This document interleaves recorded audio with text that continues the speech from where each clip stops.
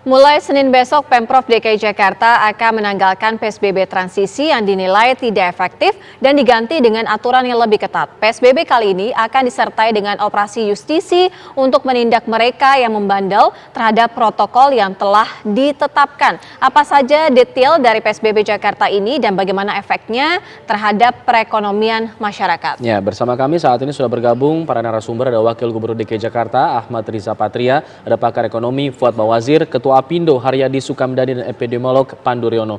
Selamat sore, Assalamualaikum Bapak-Bapak.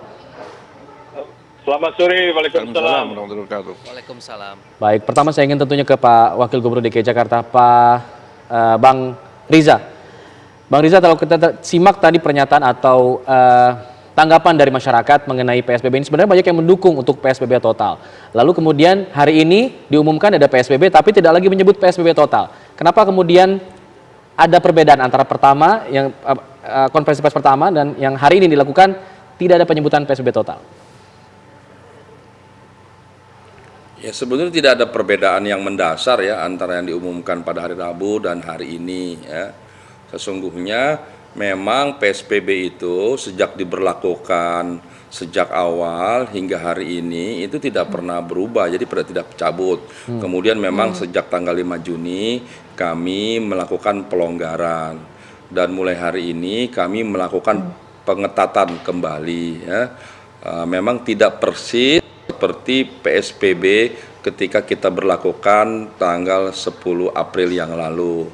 Namun secara umum memang ada pengetatan hampir di semua unit kecuali beberapa unit usaha yang memang diturunkan dari yang 50%, pengetatannya menurun menjadi diperketat menjadi 25% Ya. dan ada yang sampai ditutup. Oke. Saya kira perbedaannya tidak banyak sebagaimana yang diumumkan. Bang Riza, pengawasannya akan seperti apa? Karena saat ini dikatakan PSBB akan diberlakukan secara lebih ketat.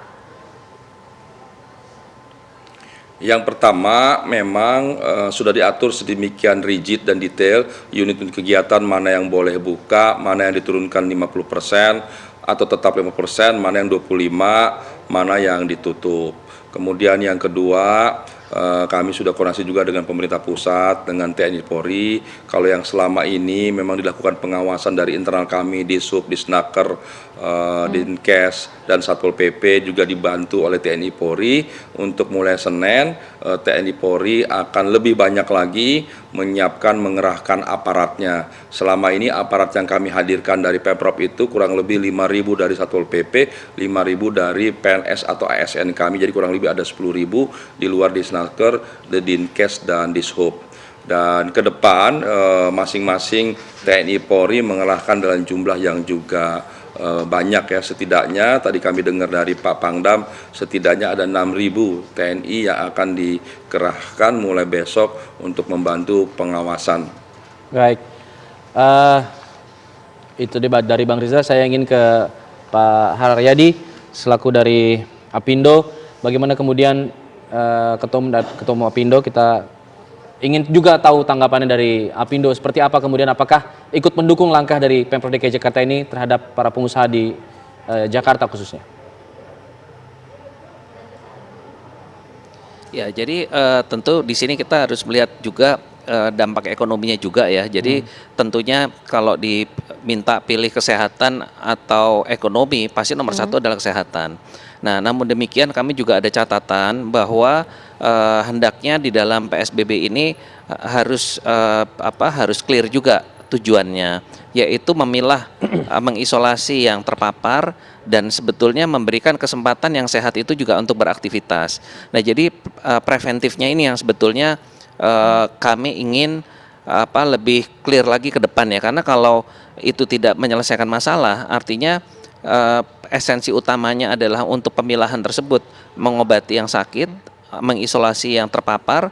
Ini nanti ke depannya kalau seperti ini tidak tuntas, itu berapa kali pun akan terjadi PSBB terus gitu, akan naik terus.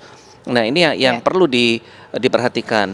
Kami tadi juga mendengar dari Pak Gubernur bahwa dalam PSBB ini ada tindakan tegas untuk memilah ya, untuk mengisolasi orang yang positif. Nah, ini adalah sesuatu hal yang saya pikir adalah tepat, tapi juga harus dipikirkan juga efek juga negatifnya.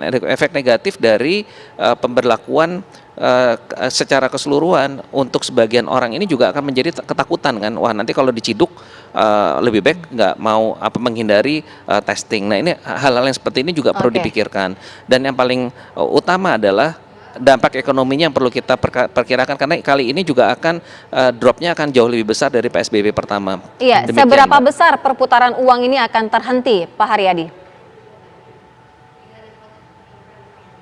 Ya, kalau kita melihat dari PSBB pertama waktu itu kan terlihat sekali ya untuk sektor-sektor, yaitu di sektor hotel dan restoran maupun juga retail ya, itu kan dropnya sangat besar. Termasuk juga sebetulnya di sini adalah yang grosir seperti Tanah Abang, itu juga besar sekali dropnya. Itu bahkan kalau kita melihat kemarin seperti contohnya di hotel itu dropnya pada PSBB pertama sampai di bawah 5% okupansinya. Demikian juga di restoran itu drop sampai di bawah 20%. Dan di Tanah Abang karena tutup itu juga langsung berefek kepada pabrik tekstil di seluruh Indonesia. Nah, ini yang kita lihat nanti adalah PSBB kedua ini akan seperti apa, walaupun memang ada pelonggaran seperti mall ya dibuka, tapi kami juga tidak begitu meyakini bahwa itu juga akan efektif, akan bisa menjaga kunjungan pengunjungnya ya, karena pasti orang juga, apalagi restoran kan nggak boleh dine in di dalam PSBB ini juga, walaupun mallnya boleh buka tapi restorannya nggak boleh makan di tempat seperti itu, padahal di mall restoran itu adalah salah satu penarik untuk pengunjung datang. Jadi ini yang kami perkirakan kondisinya juga akan berat karena modal kerjanya juga sudah relatif sudah habis di PSBB pertama. Jadi ini memang berat di dalam cash flow perusahaan. Baik, cukup berat dari pandangan para pengusaha. Kita lihat dari secara lebih makronya lagi, Pak Fuad Bawazir selaku mantan Menteri Keuangan juga pengamat ekonomi. Pak Fuad, kalau kita lihat sekarang PSBB-nya adalah sejumlah perusahaan masih tetap dibolehkan buka, tetap beroperasi, tapi 25% begitu, dan ada peraturan-peraturan khusus. Nah, apakah ini kemudian cukup membantu untuk memutarkan ekonomi di Indonesia dengan kondisi yang akan diberlakukan nanti? Gini, kalau melihat ancaman yang sedang dihadapi oleh masyarakat, ancaman COVID khususnya adalah masyarakat Jakarta, jujur aja PSBB yang dilakukan sekarang ini ya masih kurang ketat lah sebetulnya. Ya, tapi ini kan bisa difahami karena ini adalah kompromi politis. Atau kalau secara ekonomis saya anggap saja ini adalah sebagai optimal solution lah yang sekarang bisa diterima oleh semua pihak. Karena sejak awal pandemi ini saya menyatakan berkali-kali termasuk di acara YLC dan sebagainya pada awal sekali bahwa memang ada mazhab yang berbeda yang membelah para petinggi ya, petinggi negara. Memang sudah ada perbedaan sikap. Itu saya kira ya kebetulan tidak di Indonesia aja, di mana-mana ada yang lebih mementingkan ke ekonomi, ada yang lebih mementingkan kepada kesehatan. Dalam pengamatan saya yang lebih mementingkan kepada kepentingan ekonomi umumnya adalah petinggi-petinggi di pemerintah pusat ya, dengan para pengusaha konglomerat dan sebagainya. Itu bisa kita pahami juga. Kalau para kepala daerah mungkin karena dia dekat dengan rakyat umumnya lebih mementingkan faktor kesehatan. Tentu dua-duanya tidak 100% ke sini dan ke sini gitu kan. Tapi ini tentu tenaga medis misalnya sejak awal, lebih bagus kita pin di depan tapi gain belakangan dah daripada nanggung-nanggung. Kalau kayak Cina kan dulu keras betul lockdown, tapi kan sekarang udah gagah betul kan tanpa ini gitu kan, cepat pulih karena dia tegas dengan lockdown total di Wuhan misalnya sehingga selesai. Nah, kita ini kan memilih apapun juga. Nah, disinilah mau milih herd immunity ya akan ribut, PSBB ribut, lockdown akan ribut, kasarnya begitu. Disinilah perlunya leadership. Tapi Presiden kan sudah memberikan arahan ya bahwa kesehatan ya ini supaya lebih ditegaskan ulang bahwa kesehatan nyawa ini memang faktor yang penting untuk dijalankan. Dan sekarang alhamdulillah juga kan memang sudah banyak. Saya mendengar waktu itu pernyataan dari Kementerian Keuangan bahwa ternyata kerja dari rumah udah bisa tuh efektif, sampai bercanda ya, kantornya sewain juga nggak apa-apa, kali ini udah bisa jalan gitu, artinya perlu lebih kecil lagi dan sebagainya gitu loh.